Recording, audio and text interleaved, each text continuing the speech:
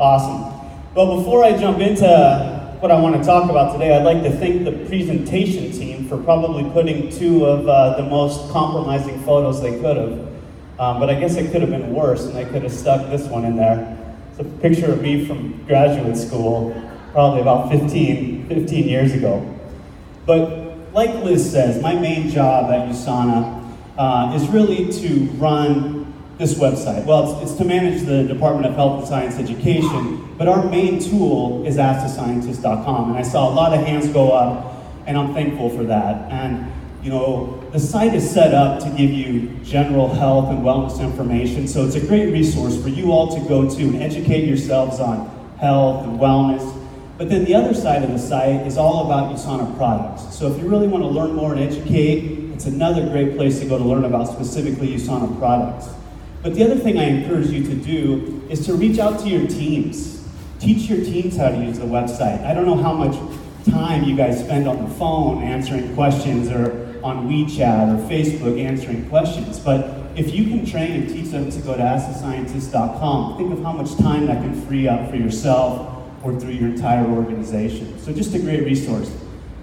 As a department, we go out and speak literally all over the world. And one thing I get asked more than anything is, hey Brian, can I have your slides? Well, thanks for showing up, and for showing up, I'm going to give you guys a special present. So if you go to AskTheScientist.com, Healthiest Family, you'll have the slides, okay? And the website's dynamic. It'll fit on any screen size. So it'll fit on your phone, your tablet, your laptop, even your desktop computer. So you can even download them right now and kind of follow along. I see lots of people always taking pictures of the slides. I want you just to sit back, relax, hopefully enjoy a scientific presentation. And if you can learn one thing from this talk, I've done my job, okay? So, I love that this is the theme of this year's Asia Pacific Convention, the healthiest family on earth. Does anybody know where that came from? Healthiest family on earth. It's the vision of USANA, it's the vision of Dr. Myron Wentz, and it's the vision of Kevin Guest, our CEO, the healthiest family on earth. Now I see nobody sitting in the front. Maybe you were afraid I was going to pick on you, but I'm going to ask you a question. How many people here really think they're healthy? How many people here consider themselves healthy? Let me see your hands. A few, okay. Let's talk about this just a little bit. So in my background, I studied the aging process. So we were really trying to understand on a cellular, molecular, biochemical level what was changing as we were aging. And then the other interesting questions we were asking was, were there nutritional interventions that we could employ that could maybe slow down or even sometimes reverse those changes we saw occurring with age? Now in the study of aging, and especially clinical aging, which we call gerontology, there's this notion that's called the aging continuum, or it's also called the frailty index. And so what scientists are trying to do, and especially the clinicians, right, the people who are actually treating these elderly individuals, what they're trying to do is identify right when somebody becomes frail. So let's say an elderly person is institutionalized. These medical professionals have to figure out right when somebody slips out of perfect health and becomes a little bit frail. And the reason they have to do that is because if they don't identify that slip to frailty soon enough, and they need to intervene with some medical intervention, what can happen is that medical intervention can actually do more harm than good, okay? So then instead of bringing them back to health, it's gonna push them the wrong way on this continuum. But I started thinking about this concept of the aging continuum or the frailty index, and I thought, you know what, we can apply this to all aspects of our health, right?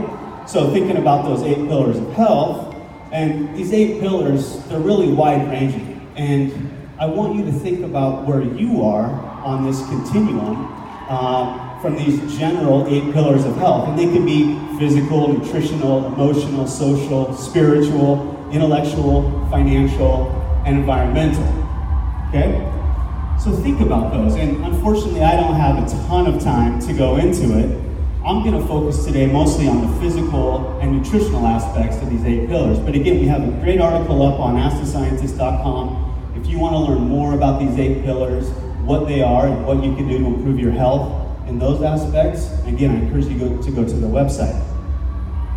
But I want to ask you, when it comes to all aspects of your health, where are you at on this continuum? Are you in perfect health? Are you in perfect health with all aspects of your health? Have you been to the doctor lately? Have they taken your blood and maybe measured your triglycerides or your blood pressure or your cholesterol, whatever it might be? Where are you when it comes to every aspect of your health? And you can ask yourself this question for those 8 pillars. You can ask it for your physical, your nutritional health, right? So, where are you on this continuum? And I want to make the point that, again, you can apply this to all aspects of health. Your physical health, let's talk about exercise for a second. Exercise, something that we all consider healthy, if we're not careful, it can slip away from us and actually turn into a bad thing. Right? So let's say I'm going to the gym consistently, I'm healthy. But then, let's say I really want to focus on, I don't know, my legs.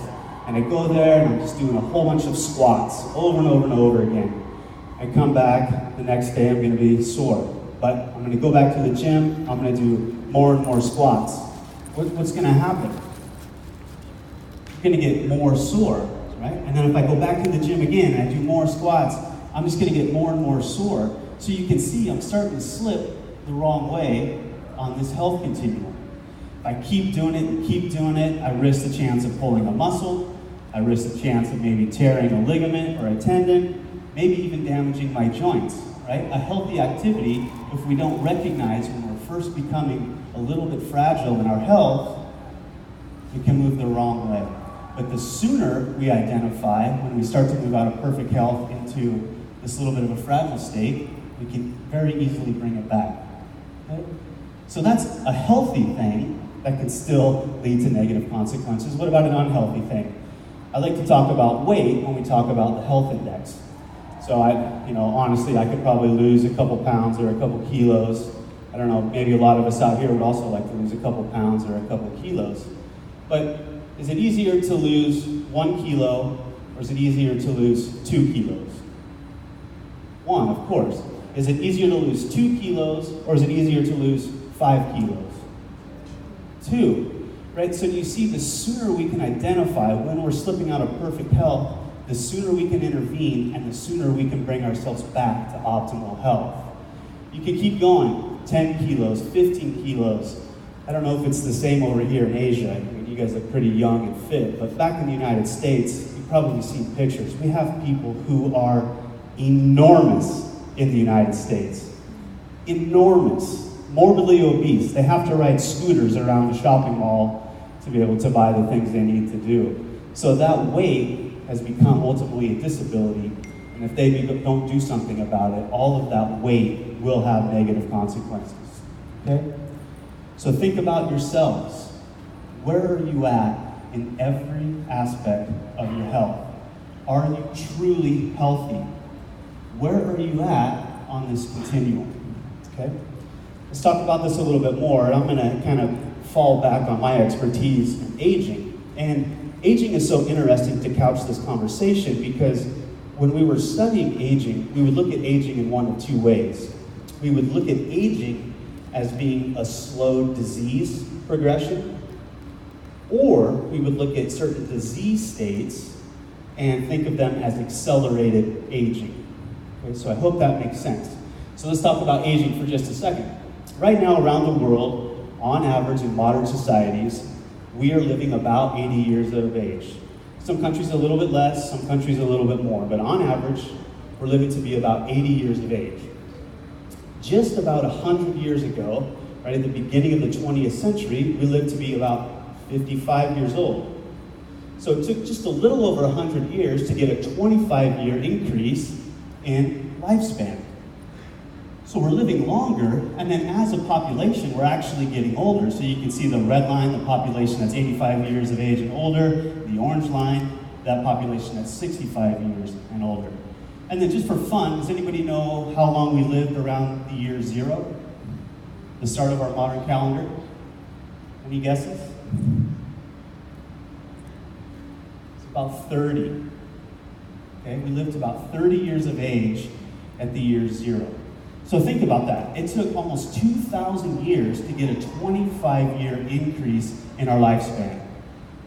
And then, in only about 100 years, we got that same 25-year increase.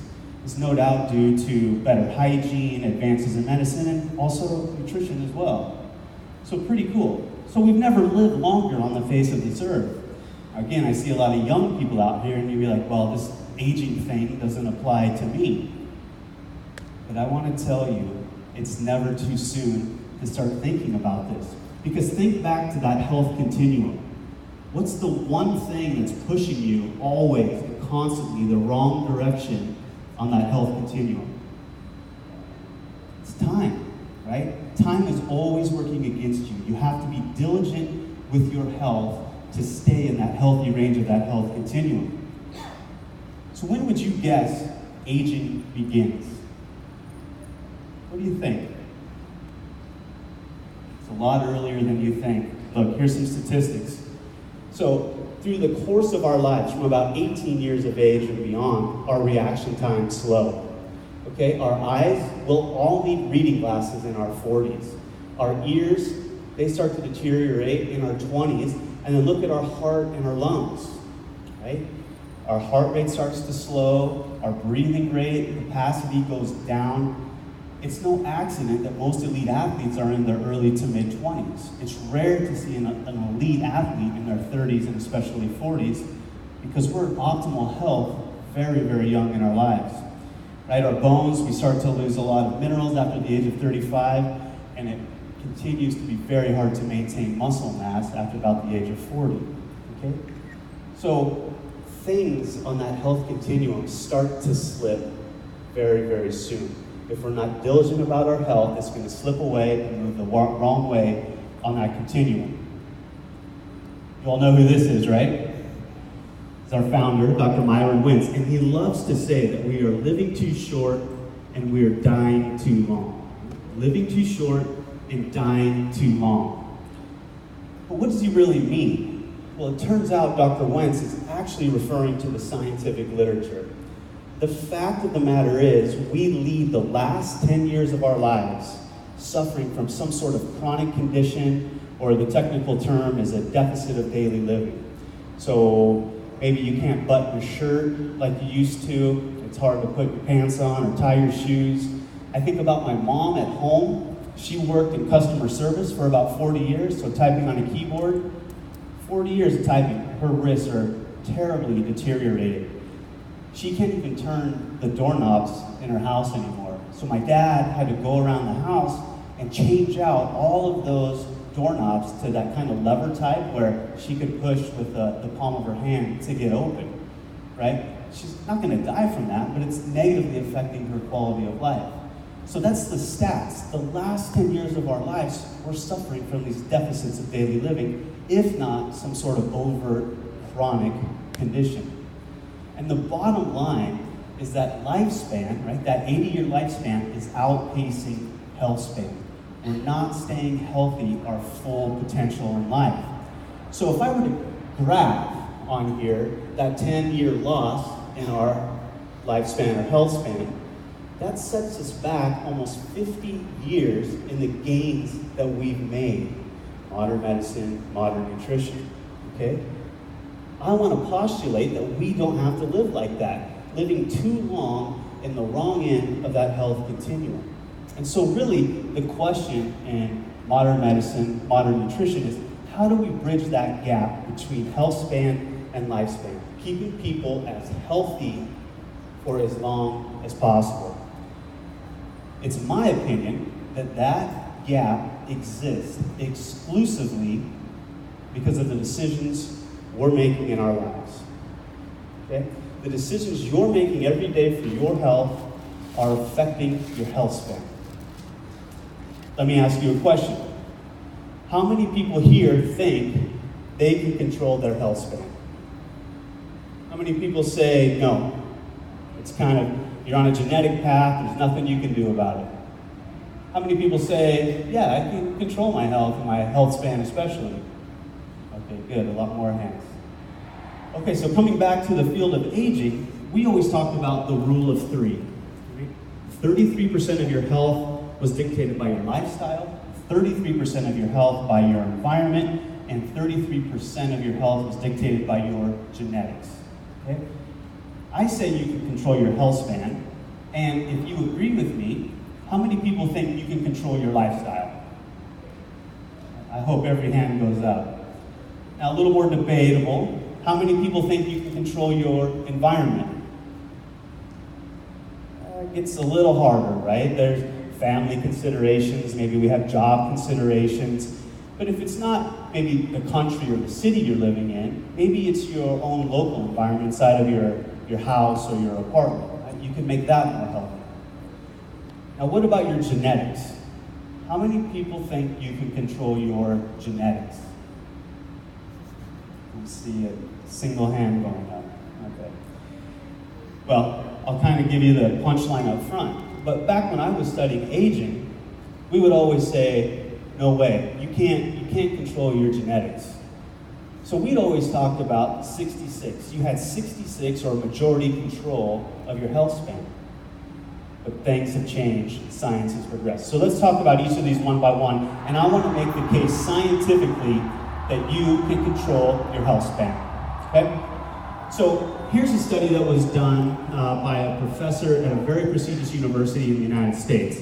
His name is Professor Willett. And Professor Willett is what they call an epidemiologist. So he's very good at looking at populations of people, looking at their behaviors, and determining whether or not that behavior is actually going to negatively affect their health span, okay? So things like smoking, for example. I hope nobody's in here is a smoker. If you are a smoker, one of the best things you can do for your health is to quit smoking today. Listen to this statistic, but if you quit smoking today, 1 year from today, your risk of developing lung cancer will go down by 80%, okay? Also evidence that you can control your health span, right? So if you're a smoker, please stop. You'll do wonders for your health. But what Dr. Willett did, he wanted to turn his models upside down. He didn't want to look at the negative things that were affecting health span. He wanted to ask the questions, were there things that people could do in their lives to actually improve their health span? So now, legally, I know it's kind of a mystery what they are. Condition 1, Condition 2, Condition 3, Condition 4. I can't legally tell you what they are, but you can probably guess what the leading health concerns around the world are. And those are the conditions that Professor Willett looked at. So he asked the questions, if people were willing to lead a healthy lifestyle, could they positively affect their health and avoid these major health concerns around the world? And what he found for these 4 conditions that are up on the screen, between 70 to 80 to over 90% of the health outcomes from these conditions could be avoided if people were willing to lead a healthy lifestyle. So real scientific evidence that you can control your health span. Okay, what about your environment? You guys were pretty skeptical about your environment. I think these are very, very interesting studies. They're called immigration studies. And so what they'll do is they'll look at a population of people, let's say in one country, who have a low risk of developing some condition. And then they'll look at what happens when they move to a different country that maybe has a higher risk of a given condition, okay? So in this case, again, I can't legally tell you what it is, but it's a major men's health concern. Now, it turns out if you're born in China, you have a very low rate of this men's health condition. Only 1.8 of every 100,000 people will contract this condition, okay? But then if you're born in China and then move to North America, Canada or the United States, look what happens to the rate. It goes up by over 10-fold and more like 15-fold, okay? So if you live there for 5 to 10 years, your rate goes through the ceiling. If you're of Chinese descent, so you have Chinese genetics, but you're born in North America, look, your rate goes up by about another 50%. Astronomical. And then if you look like me, born in North America, I have a huge risk for this men's health condition, okay? So again, clear scientific evidence that our environment is playing a role in our health and our health spans. How about the last one? There wasn't a single hand that went up. Your genetics. What can you do about your genetics? Well, let me preface this conversation by saying, right now, there's currently no known way to change your primary DNA code, okay? Now, that field's changing rapidly. We're going to talk about that in a second. But, what can you do about your genetics? Do you have any control? Anybody know who this very famous sheep is? It's Dolly the sheep, exactly. And why was Dolly famous? She was the first cloned animal, exactly. Big deal, right? A huge medical and scientific advance. Then came this kitty cat. Anybody know the name of that little kitten up on the screen? Her name is Yi-Xin. Now in English, that stands for copycat. So Yi-Xin is a clone of the mother that's behind her. Now, if Yi-Xin, or copycat, is an exact clone of her mom, does anybody see a problem? They look different, right? If it's an exact clone, why does the kitten look different than her mother they got the DNA from? Well, it turns out Yi-Xin sparked, almost single-handedly, or single pod, sparked a brand new field of genetics called epigenetics. Okay? What epigenetics is it turns out there's a chemical code that literally lays on top of your DNA code. It also turns out that that chemical code is what is essential to turn your genes on or turn them off. Okay? Pretty interesting. So, the next slide, I'm going to show you a picture of two identical twins. Okay? You guys ready? What?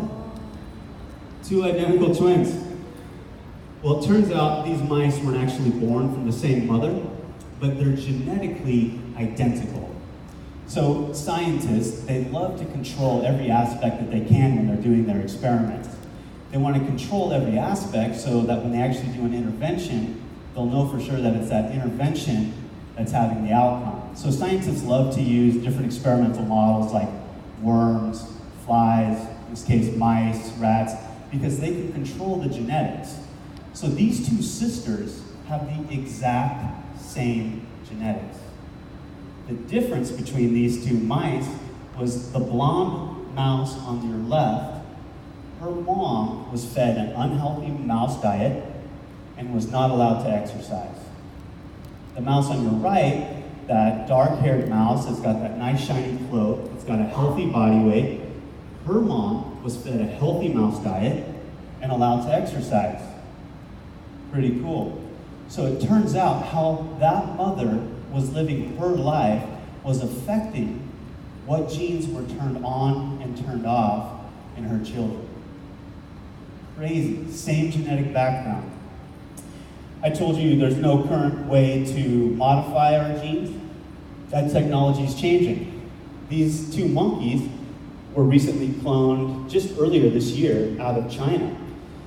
Now, monkeys have been cloned before, but this was the first ever time that a cloning technique has been used in higher level primates that could actually be used in humans.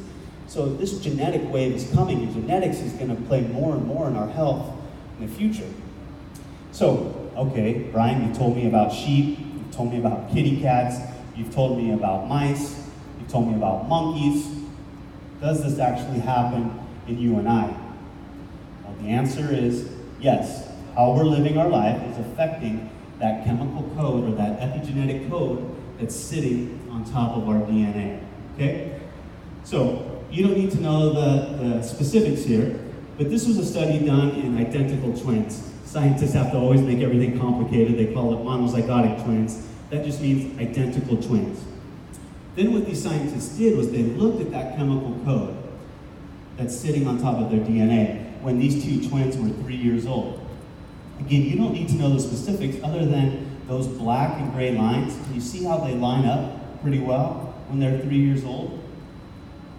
Then, what these scientists did was they came back 47 years later when these twins were 50 years old, and they looked at that same chemical code.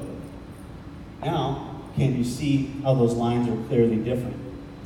So as these two twins went on their way and led their separate lives, it was affecting that epigenetic code on their DNA. How they were living their life was affecting what genes were turned on and turned off, and no doubt affecting their health span, okay? So I argue, not only do we have majority control of our health span, we can almost control 100% of our health span if we're willing to lead a healthy lifestyle. The bottom line is that our health is a function of how we are living our lives, plain and simple. Now, coming back to that 8 pillars concept, right? If you were to ask me, Brian, what's the single most important pillar of health?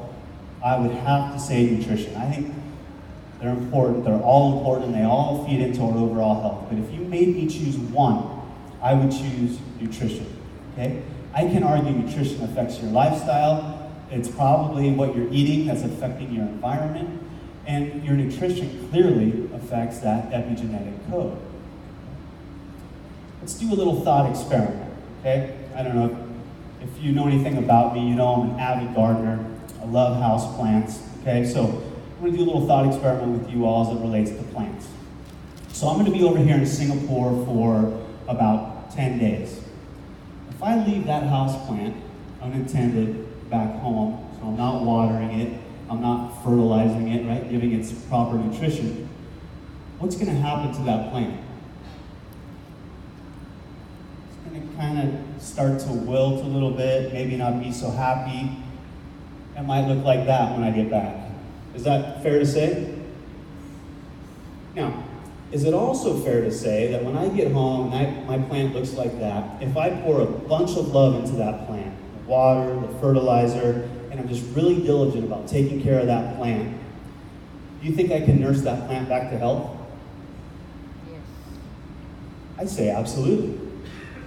Tons of love, I can bring that plant back to where it was when I left. Now, let's say I extend my trip here in Singapore for another 10 days or even a month. No water, no fertilizer for that plant. What's gonna happen? Well, the worst for me, right? I'm gonna come home and my plants are gonna look like this. Is that fair? You guys all with me still? It's fair to say. But what's important here is no amount of love, no amount of water, no amount of fertilizer is going to bring that plant back to health, right? Anybody disagree? So, coming back to this health continuum, why is it so crazy that what we know to be intuitive for plants isn't the same for humans? Okay? If we can identify right when we first become fragile in any aspect of our 8 pillars of health, we can intervene and bring ourselves back to health, okay? So again, how are you doing as you're sitting there thinking about it? How is your health? Are we helping Dr. Wentz and Kevin Guest execute on us all being the healthiest family in the world? How are we doing, okay? Now, quite often when I give a talk, people are overwhelmed, right? It's hard to think about, gosh, maybe I've neglected my health for a period of time. It's overwhelming to think that I need to start now and make all these changes.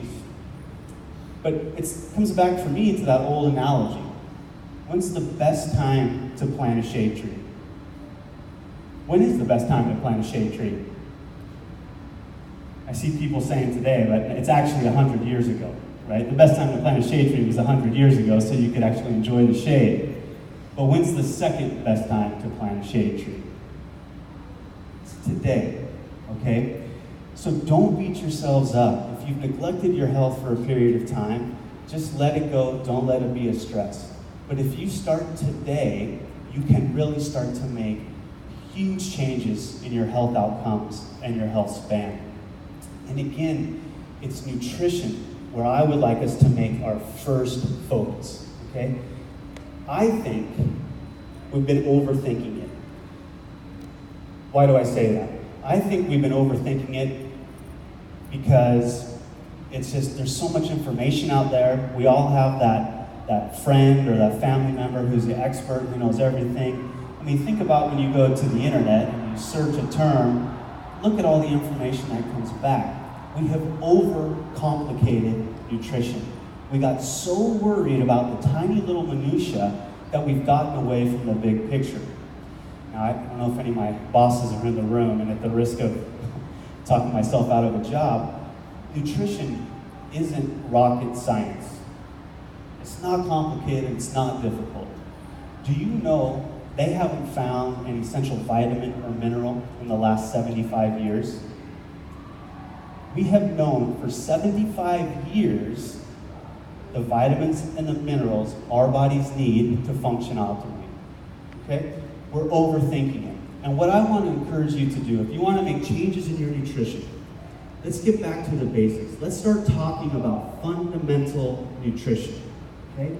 Essential micronutrients, or vitamins and minerals, and essential macronutrients, that essential food that we have to eat, the carbohydrates, the fats, and the proteins. Okay? Now, in biology, that word essential has a very specific meaning. Anybody know what that is? What does the word essential mean in biology? It means it's essential for life. If we don't get it from our diet or from our nutritional supplement, we will die. And that goes for food. We don't think about carbohydrates, fats, and proteins in that same way. But just like vitamins and minerals, we have to get these healthy, essential nutrients from our diet or from our nutritional supplement. Let's do another little thought experiment. Does everybody know who that gentleman is up on the screen? Gandhi, exactly. An amazing man. An amazing man. Gandhi was famous for, among other things, going on hunger strikes to promote his political stances. Okay? Now, I don't know if Gandhi knew it or not, but when Gandhi would go on a hunger strike, he would tend to go on these hunger strikes for about 21 days.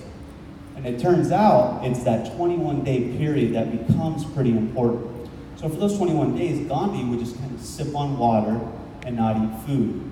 But then after those 21 days, he would start to reintroduce food slowly, and he would come back to health. So he took him a little bit, he took himself into that frailty, and then could bring himself back.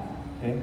Now, if Gandhi were to go much longer than that 21 days, he would start to experience some really negative health consequences from that starvation. Okay?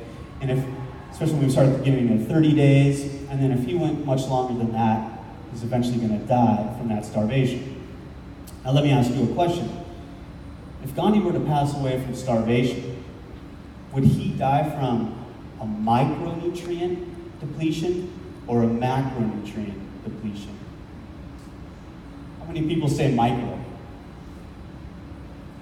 Couple? How many people say macro? Okay, the room's about split, 50-50.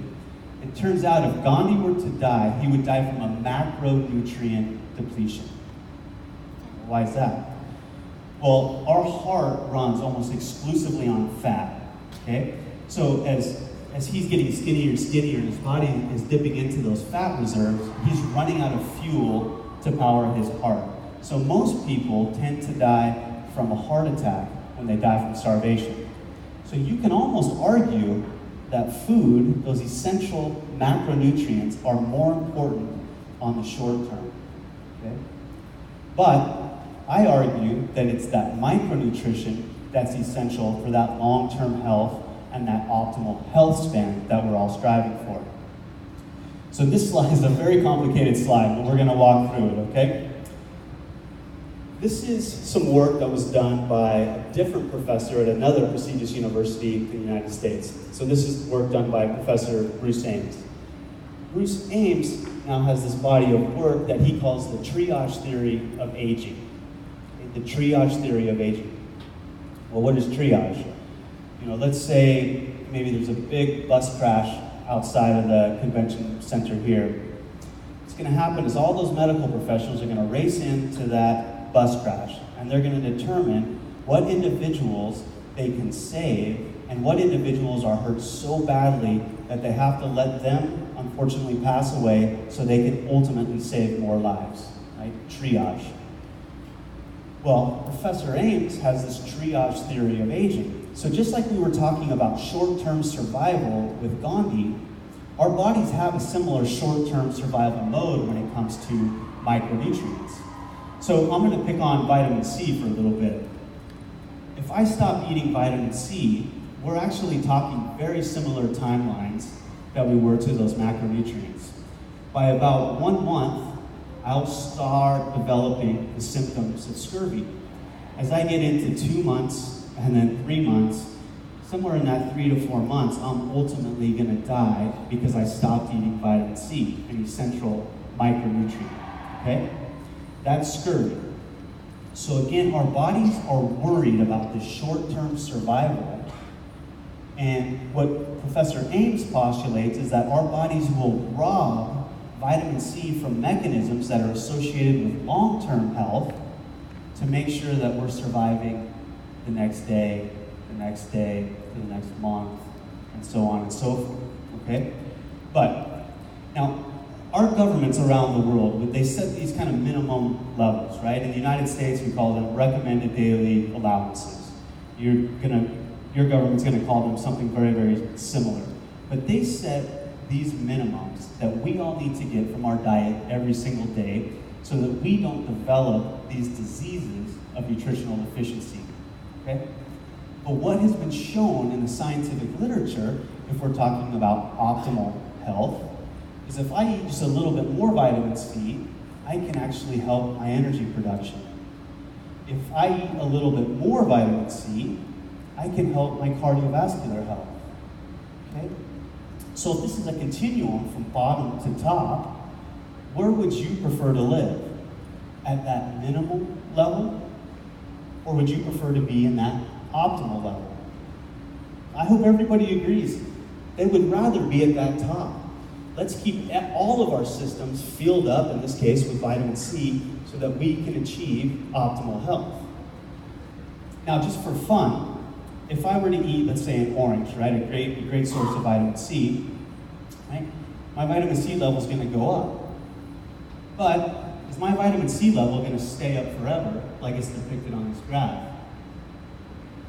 No, right? My body's going to consume it, it's going to utilize it, it's going to excrete it, and eventually my level is going to come back down. Anybody know about how long that takes with vitamin C? It takes about 8 to 12 hours to come back to the baseline, basically where you started. So have you ever wondered why USANA recommends that you take your nutritionals twice a day? It's because not only vitamin C, but just about every single water-soluble nutrient has a very similar curve. So we want to keep you guys in that optimal range for as long as possible. Okay? But what's so interesting is it's not just vitamin C that Professor Ames is talking about. He's literally talking about every single nutrient. You can put very similar mechanisms.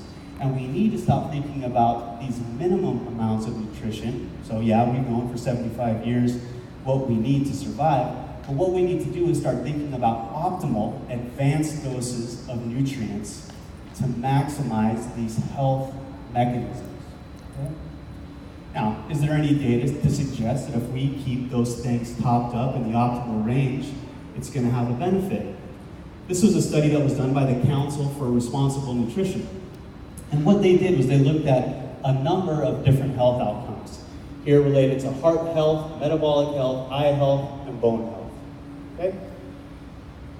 These conditions later in life can affect up to 75% of the population, right, to varying degrees. Right? 75% of the population. But what this study showed that with simple nutritional interventions, with essential fatty acids, with B vitamins, with fiber, with chromium, vitamin C, vitamin D, lutein, zeaxanthin, calcium, magnesium, you can have significant effects on the health outcomes from these different conditions. Anywhere from lowering the rate of incidence from 3.3% to 23%. Now, I ran a little math for American numbers, right? The American population is about 330 million. That savings would equate to $40 billion. If we want to positively affect our health, we want to positively affect the medical system, we need to get back to this basic fundamental nutrition and make sure we're getting all of those essential nutrients we need from our diet. Coming back to the scientific data, how do you think we're doing as a population? We're doing terrible, okay? It's what I call the alphabet soup of nutritional deficiencies. This is the percent deficient in a population. So look at vitamin E, for example. Almost every single woman in this audience is going to be deficient for vitamin E, okay? 97% of women in this audience are going to be deficient for vitamin E. Now, if you allow me the grace, if you kind of take the average of those, would you allow me to say it's about 50%? About 50% shy in all of these nutrients up on the screen, okay? We're doing terrible. And, oh, by the way, did I mention, this is just for that recommended daily minimum allowance. This isn't talking about advanced levels, optimal levels of nutrition. This is the minimal levels. We are doing terribly as a population, okay? So that's how we're doing with micronutrition. We're doing terrible in macronutrition, and we're also doing terrible in micronutrition.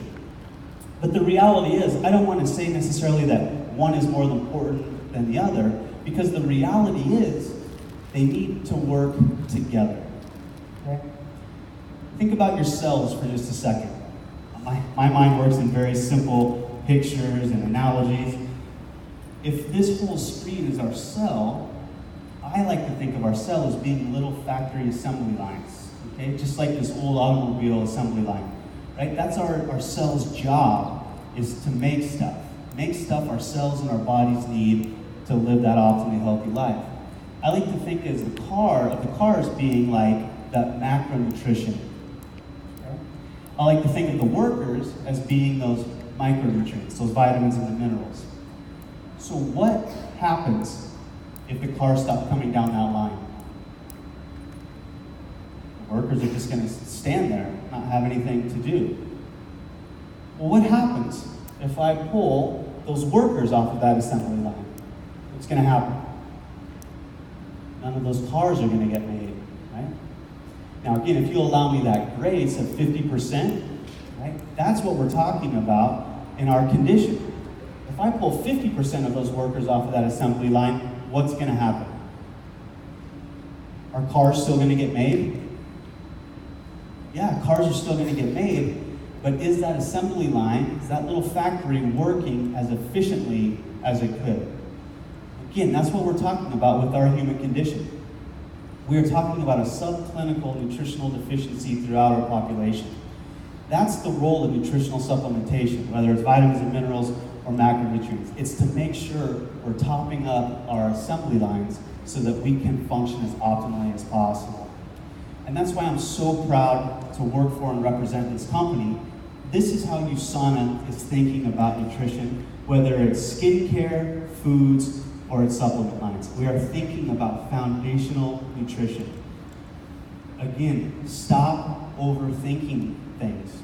We need to get our foundations right, okay? Get that foundation right. When you get that foundation right, you can start working on those various health goals that you have. I love this analogy. Here's a picture of two different buildings being built. One's gonna be a nice, cozy little home, and the other's gonna be a massive skyscraper, okay? But what do those two images have in common? Concrete, the foundation. You could never build a skyscraper on that foundation for the house. And if you don't get that foundation for the house right, it's going to come crumbling down as well. So whatever your health goals are, whatever your health skyscraper is you want to build, you have to get that foundation right. You have to get back to thinking simply about foundational, essential nutrition, whether it's the fruits and vegetables or the macronutrient lines that we have.